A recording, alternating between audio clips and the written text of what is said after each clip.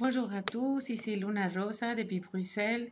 Je reviens avec un café con Luna Rosa ou un café avec Luna Rosa en français. Premier reportage culturel en français. Je suis contente de recevoir Caféine, Catherine Landry, mon amie qui vient de la Normandie et Bonjour à qui, tous. voilà, qui est toujours entre Paris et la Normandie. Donc cette fois-ci, elle est arrivée à Bruxelles pour m'aider avec We Art Excel. C'est un parcours d'artiste.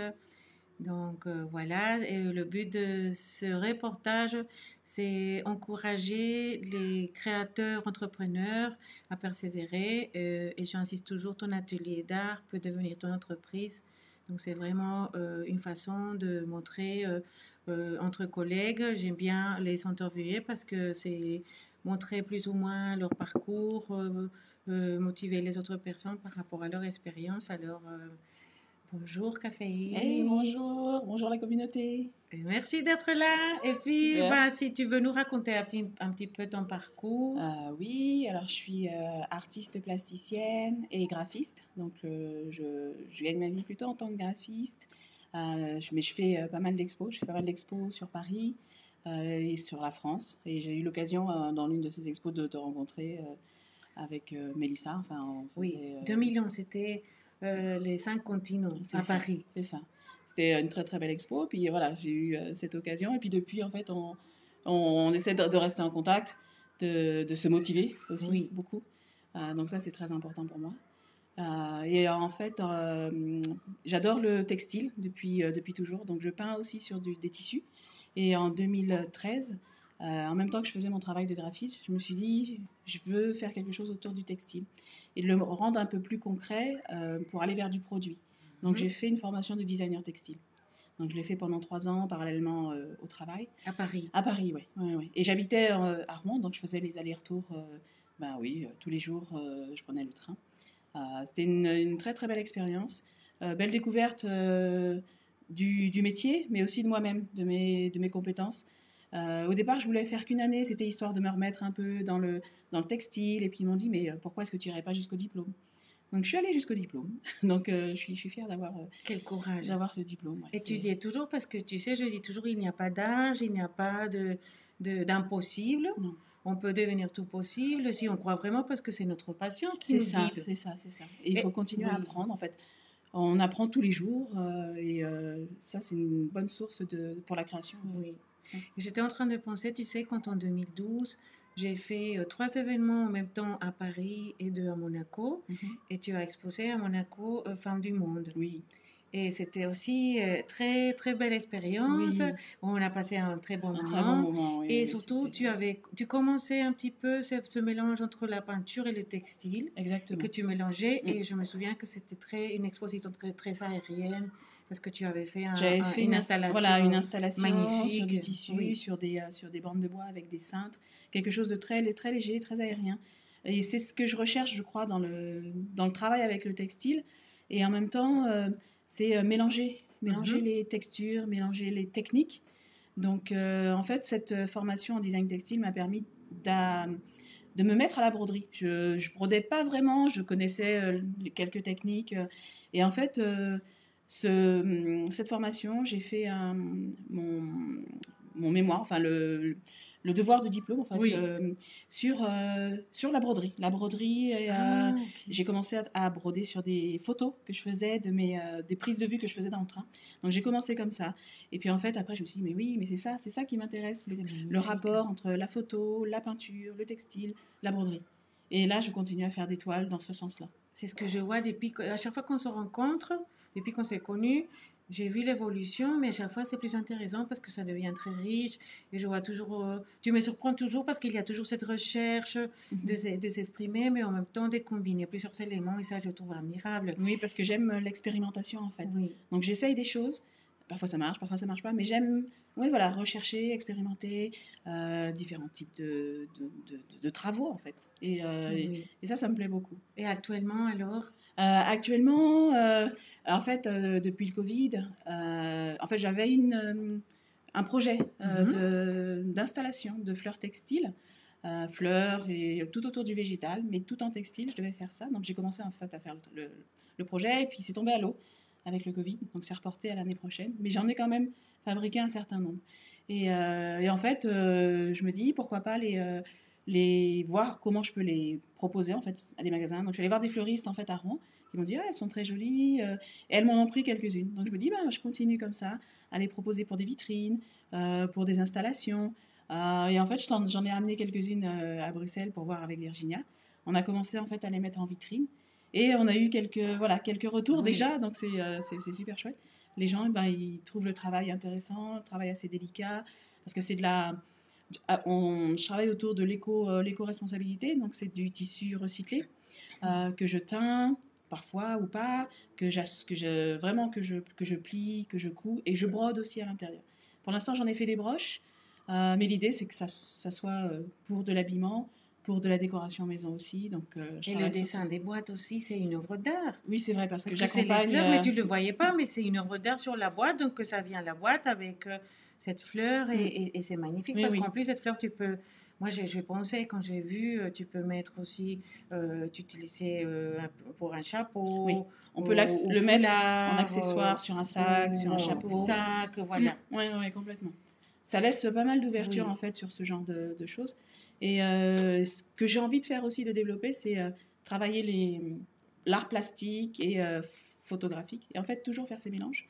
Et j'ai fait une œuvre l'année dernière qui s'appelle Madeleine la petite lavandière.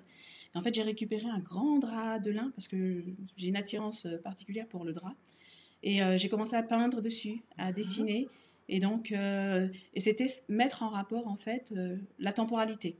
Donc, c'est une vieille photo que j'ai trouvée en brocante d'une lavandière à l'époque qui l'avait vraiment à la main, dans son bassin, tout ça. Donc, en fait, je l'ai redessiné, je l'ai recopié sur le drap de lin, donc je l'ai agrandi et j'ai tout brodé à la main. Et en parallèle, j'ai cousu des photos sur l'œuvre. Et en fait, on a ce rapport de temporalité parce que c'est une dame qui est dans un temps ancien avec des jeunes filles très mode, parce que c'est dans un magazine de mode que j'ai pris les photos des filles. Et c'est ce rapport entre les textures, le dessin, le graphisme, la peinture. Pour mettre la femme en valeur. Pour mettre la femme en valeur. Parce que oui, c'est ton thème principal. C'est très féminin, par exemple les fleurs. Tu vois, donc j'aime bien. Oui, on a ce côté. La diversité. C'est ça, il y a de la diversité. Et on travaille sur le rapport entre femmes, mais c'est ce que je présente, de temporalités différentes. Donc c'est la vue de ces jeunes filles sur ce métier qu'elles connaissent peut-être pas, et se disent mais qu'est-ce qu'elle fait, mais qu'est-ce que c'est, est-ce que vraiment nos mères travaillaient comme ça, on voit le dur labeur en fait des femmes de cette époque et tout. Donc c'est ce qui est intéressant pour moi. Oui, comme un hommage ancestral aussi. Oui, c'est ça. C'est un hommage au travail des femmes avant, de la difficulté. Notre clan, notre passé. C'est ça. Oui, c'est ça. Et c'est ce rapport que j'aime. Mais tu vois, je vois plusieurs leçons par rapport à tes expériences parce que première, malgré le Covid, tu as continué, donc continuer, persévérer et chercher vraiment des possibilités, pas rester comme ça et se dire ah non, j'arrête tout, non, il faut frapper les portes. Donc tu vois, tu as touché les portes de la mode, donc les créateurs peuvent aussi trouver d'autres possibilités, ou soit les architectes, aller frapper les portes chez les architectes, mais de toute façon, il y a toujours des possibilités. Deuxième chose, étudier. Oui. Et recherche. Et recherche. Parce et c'est une connaissance permanente. Je dis que c'est comme les médecins, permanente parce que on doit se poser la question, on doit analyser, et puis dans un contexte différent, sortir de un peu tout ce qui est toujours la même chose ou un peu traditionnel. Et c'est en cherchant en fait, en expérimentant, on se rend pas compte, mais on essaye des choses et en fait on se dit ah non on se trompe, ça va pas. Et en fait c'est là qu'il se passe quelque chose. Donc voilà, il faut continuer à le faire parce que c'est là qu'on trouve des pépites, des choses qu'on n'aurait jamais expérimentées, on n'aurait jamais essayé, on ne se serait jamais dit. Moi, je m'étais jamais dit, en fait, à l'école, quand j'ai commencé le textile, le design textile, que j'arriverais à la broderie. Pour moi, c'était le textile, j'allais peindre sur du textile, j'allais peut-être faire du patchwork ou découper, ou des choses comme ça.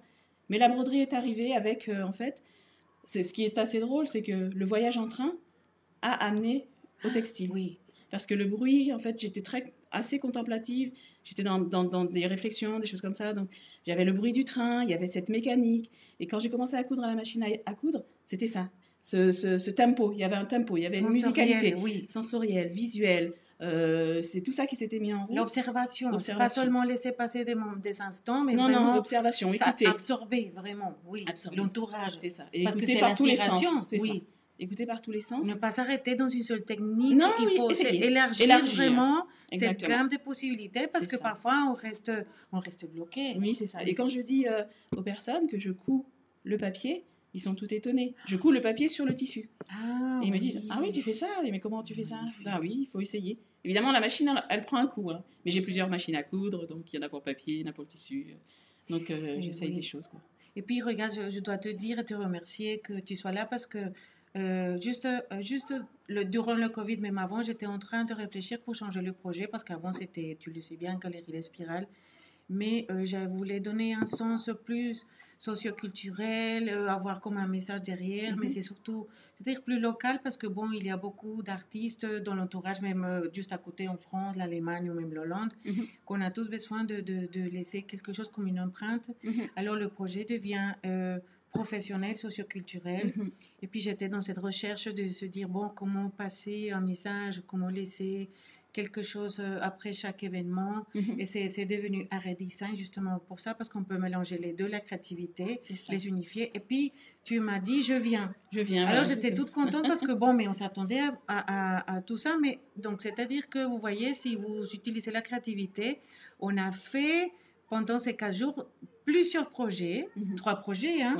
Et c'est super intéressant parce que le partage, les origines, la richesse de chaque personne, l'expérience, le vécu. L'écoute voilà, de l'un, des envies des uns et des autres, l'échange.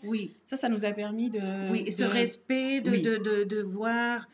Voilà, ce qui est possible, ce qui n'est pas possible, et puis mettre les choses sur la table, mettre différentes choses, et les choses qu'on se dit, bon, bah, on peut essayer ça, bah non, est-ce qu'on ne mélangerait pas ça avec ça? Donc, on est en train de réfléchir, en fait, à 3 projets à mettre en place, justement autour de l'art et le design, pour aller sur des objets qu'on pourra présenter à la boutique galerie. Et ce qui est bien, c'est que c'est-à-dire c'est le travail en équipe, on ne peut pas être individualiste, on ne peut pas être comme un peu chacun pour soi. Non, je pense que, c'est-à-dire que si on a cette empathie vis-à-vis des autres personnes, on peut évoluer et on peut grandir, tu vois, parce que c'est ça. Alors, par exemple, si je te dis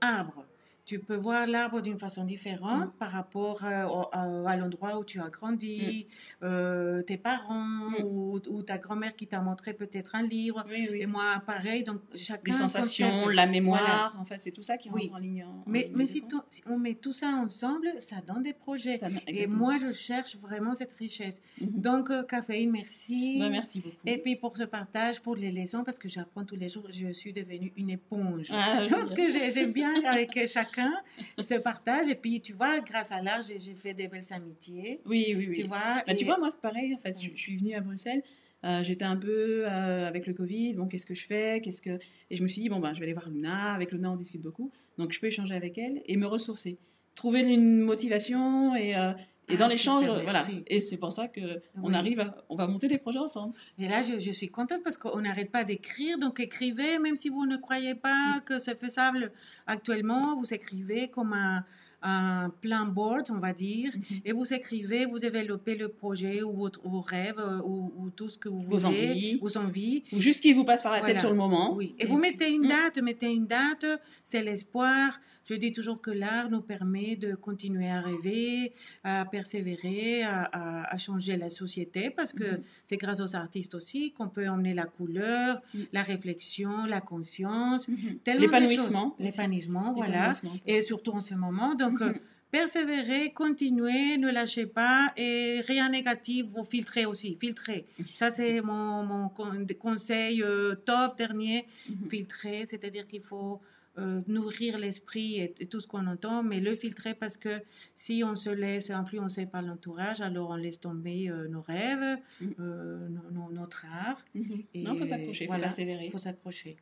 Donc, merci beaucoup et puis à très bientôt. Je suis contente que c'est Caféine, le premier reportage en Frenchie. Yes. Merci, à très bientôt. À bientôt. Bruxelles.